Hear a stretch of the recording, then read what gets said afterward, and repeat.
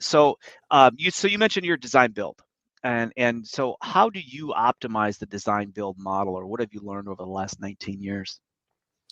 Yeah, so the design build model is, in my opinion, the best way to be a home builder or remodeler, unless you're going to be doing subdivision work. So if you want to develop land and build spec homes and build a model and put staff a model and um, that's a totally different business concept. Hmm. But and in that case, you're not doing design build. You're picking your own floor plans. You're setting up your material packages, and there's a different process to that. But if you're doing anything on the custom side, so remodeling or custom home building, the design build business model is the right way to structure the company. The reason I believe that is because I used to do it where we just gave free bids.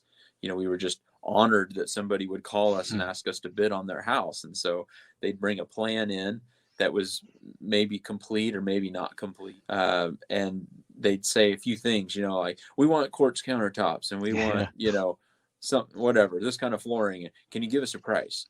And so we'd spend 40 hours, whatever, crunching numbers, checking spreadsheets, looking at old jobs, comparing everything, trying to figure out a good number, come back with a number after a couple weeks, time spent on it.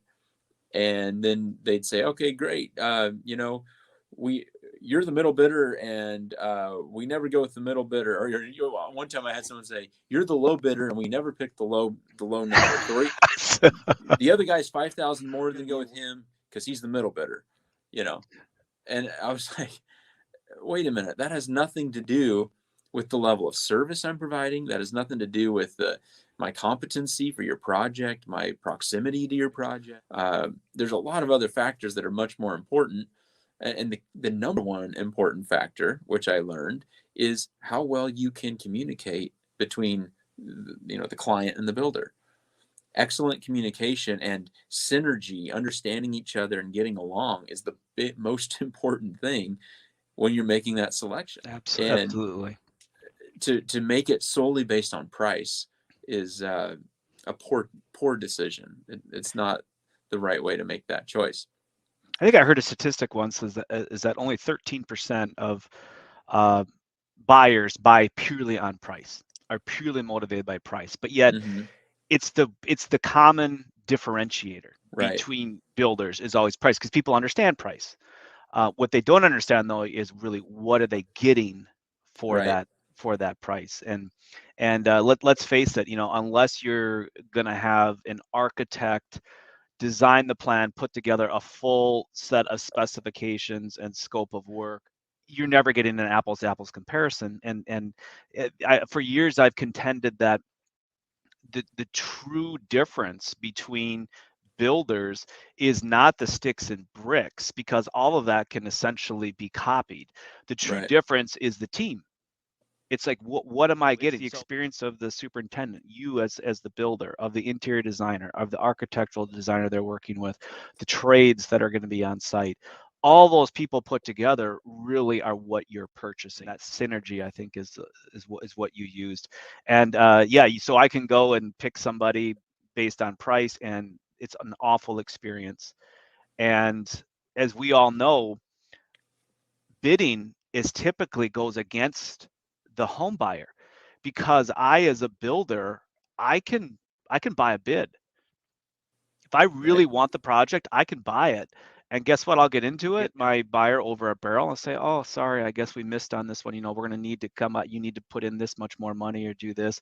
At Right. that point, the project started. The buyer has no choice. They've got to, pony over the money. It's going to be an awful experience going forward, and you're never going to get a referral from them. But hey, I got the job. Right. I got the job. But I think that's funny though, is that, yeah, we never go with the lowest price. We always want the middle price. So therefore we discontinue. But if you think about it, let me ask you a question though. Of all those times when you were back doing that bidding and pricing and spending 40 hours, putting that price together, how many times did you actually get the deal? Do you remember how many times someone actually always said, "Yeah, I'm going to go with you because you're whatever"? Yeah, I don't know. I honestly don't have that closing. That was one thing we also weren't doing well back then, was really tracking, the number of bids versus the number of closings. Something that we now do, and do a much better job of tracking. Uh, but yeah, it definitely, we weren't winning them all. Right. We're definitely giving free bids out and not winning the work. Kind of the Um, shotgun approach, right? You just try to do as many as possible. Again, yeah, is it inefficient and time consuming? I always contend that when somebody comes to you and they have their plans almost done or nearly done, and they come to you and they want to get a price, and you have not been involved up to that point, somebody else has, right. and they've gotten a price already, and they come to you because they just want to verify if the price is a good price. You want Hmm. to make sure they're not paying too much. But even when you are a little bit less than maybe this other person, they've got the trusting relationship built with that other person, and they're still going to go with the other person. So Yep. I've always contended is that ready, willing, and able buyer that drops on your lap and says, "Here's my stuff. Give me a price. I'm ready to go. Financing's approved and everything else."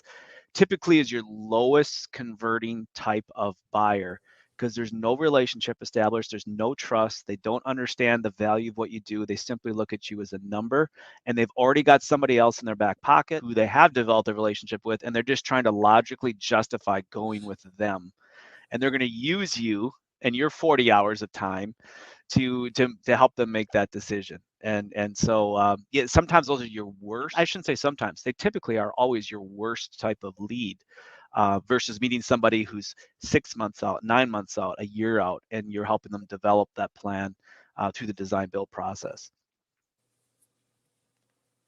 Absolutely.